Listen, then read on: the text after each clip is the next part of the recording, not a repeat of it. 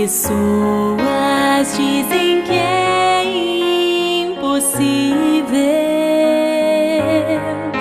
obedecer a Deus, é sempre o melhor,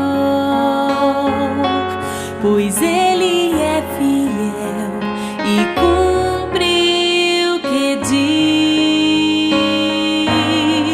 Obedecer a Deus é sempre o melhor, pois Ele é fiel e cumpre o que diz. Eu vou obedecer,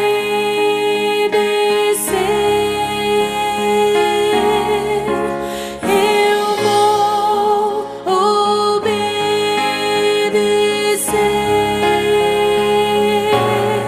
Obedecer a Deus é sempre o melhor, pois Ele é fiel e cumpre o que diz.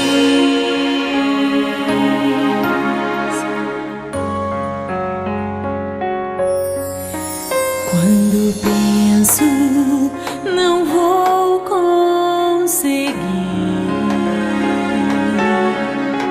dá vontade de parar e desistir.